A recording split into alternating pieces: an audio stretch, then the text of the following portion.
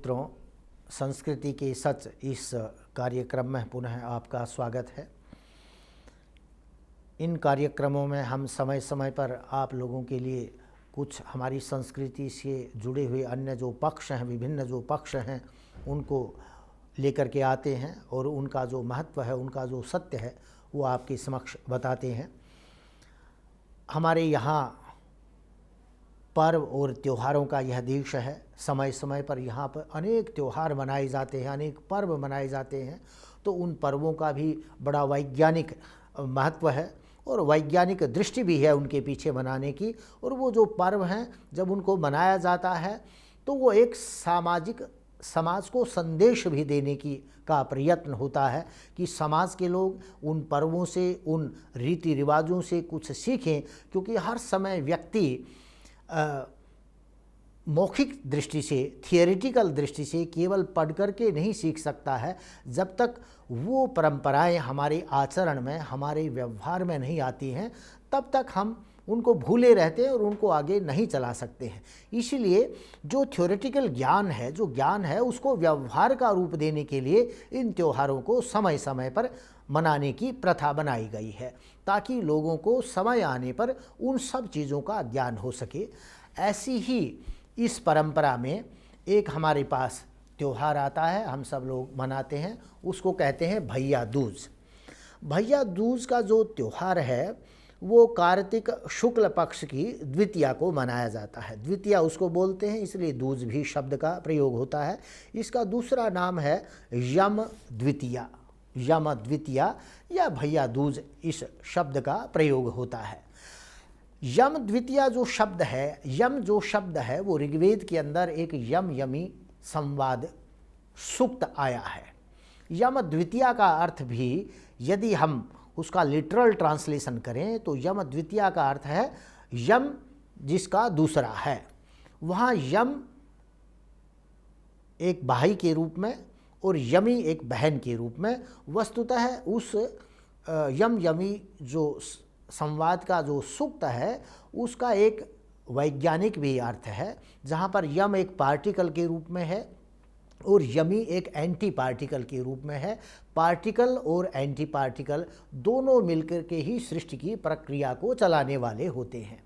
परंतु उसको सामाजिक दृष्टि से यदि हम उसकी व्याख्या करते हैं तो सामाजिक दृष्टि से उस व्याख्या में भी यम को बहन और यमी को उसकी, यम को भाई और यमी को उसकी बहन के रूप में लिया जाता है।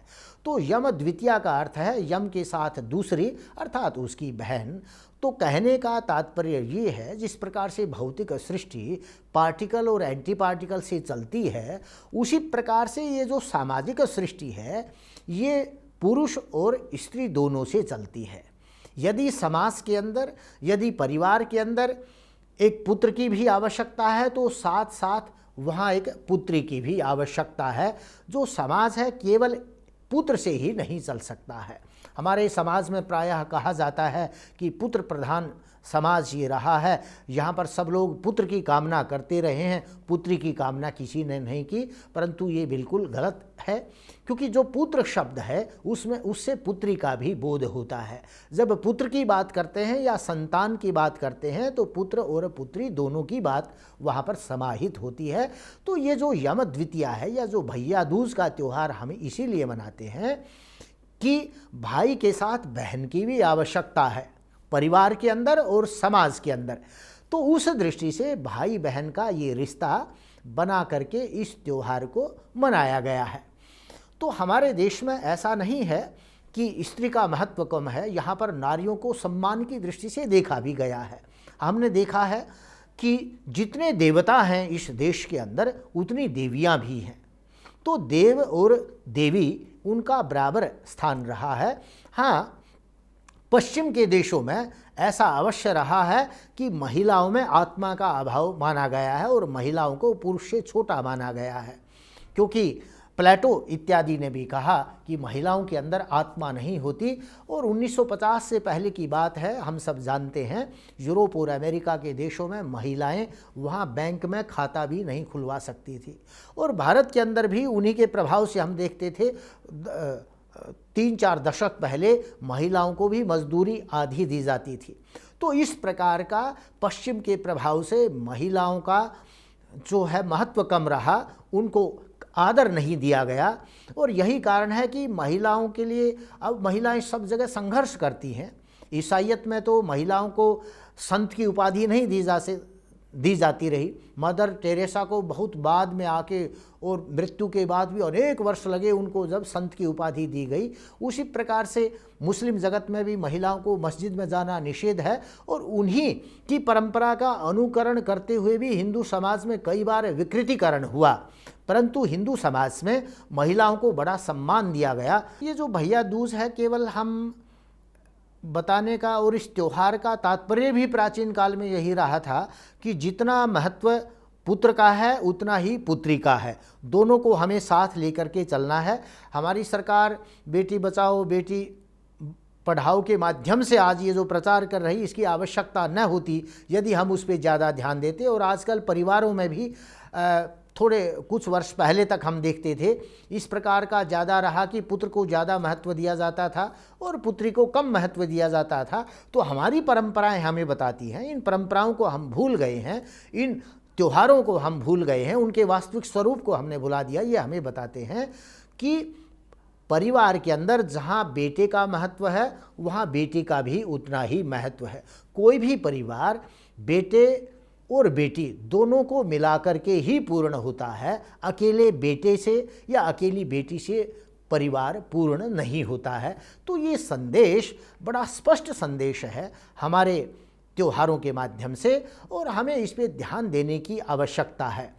हमारे प्राचीन काल में राजा को कानून बनाने की आवश्यकता नहीं होती थी। ये सब जो कानून जो व्यवस्था थे समाज निर्धारण करता था और समाज के लोग आपस में मिलके ये सब चीज़ें बनाते थे। आज जो हम कानून बनाते हैं वो बंद कमरों में बैठ के बनाए जाते हैं।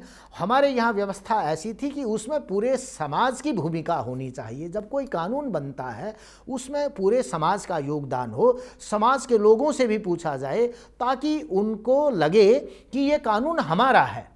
आज हमें क्योंकि समाज के लोगों का रोल नहीं होता, भूमिका नहीं होती कानून बनाने में, कानून सरकार बनाती है और समाज पर लाद देती है, तो लोग सोचते हैं कि ये कानून हम पे लादा जा रहा है क्योंकि कानून को बनाने में समाज की कोई भूमिका नहीं है।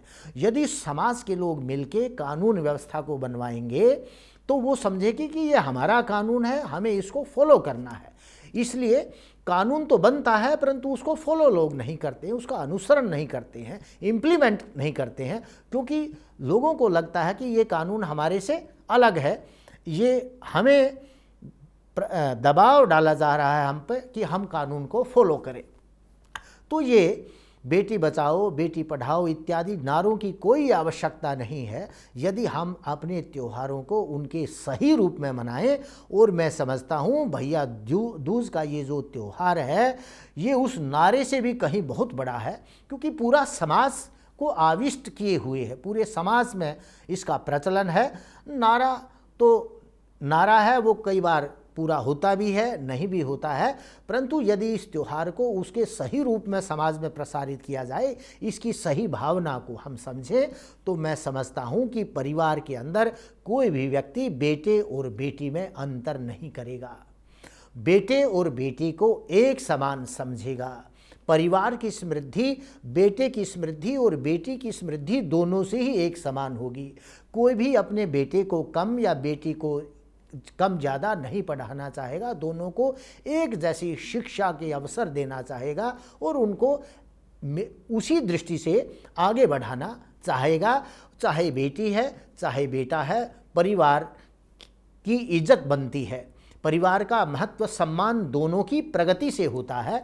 तो इस महत्व को हम समझेंगे। मुझे आशा ही नहीं पूर्ण विश्वास है भैया दूज का यह त्यौहार बेटे और बेटी के अंतर को जो हमारे अंतर मन में है उसको दूर करेगा और उनको एक समकक्ष धरातल पर स्थापित करने में सहायता करेगा। धन्यवाद।